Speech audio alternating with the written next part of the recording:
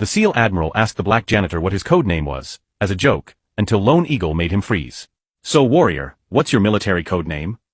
Admiral Grant Marshall's voice echoed through the Coronado Naval Base cafeteria, laden with venomous sarcasm as he pointed at the man in janitor's uniform cleaning the nearby tables. James Washington, 45, stopped wiping and calmly looked up. The entire cafeteria turned to watch the scene. Officers stopped eating, soldiers suspended their conversations, all waiting for the show of humiliation that Marshall was clearly orchestrating. "Let me guess," Marshall continued, smiling at his captive audience. "Corporal Broom? Sergeant Mop?" The laughter started low, then spread through the room like a cruel wave of complicity. James had never imagined that 2 years of cleaning the same hallways he once walked with authority would end in a moment like this. After losing his wife in an accident and having to care for his 12-year-old daughter alone, he had accepted the only job available on base, even though he knew it would mean becoming invisible to men who had once saluted him.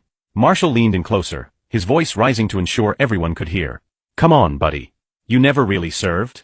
You're only here because you needed an easy job." The Admiral adjusted the medals on his chest, each one reflecting the fluorescent lights like little trophies of superiority. In recent months, James had noticed the condescending looks, the whispered comments, the way some younger officers made a point of dropping crumbs on the floor as he walked by. He had chosen to ignore it all. But something about Marshall's arrogance, the way he turned humiliation into public spectacle, touched a wound that had never completely healed. "My code name," James said quietly, his voice cutting through the air like a sharp blade, was Lone Eagle. The silence that followed was deafening. Forks stopped in midair. Conversations died instantly. A young soldier at the third table let out a muffled gasp. He had heard the legends whispered in training about a phantom operator who carried out impossible rescue missions. The smile froze on Marshall's face. His eyes flicked rapidly, as if trying to process information that didn't make sense. Because Lone Eagle wasn't just a code name, he was a myth. A legend that circulated among classified operations about a man who went alone into enemy territory and returned with hostages everyone thought were lost. James kept his gaze fixed on the Admiral, waiting for his reaction.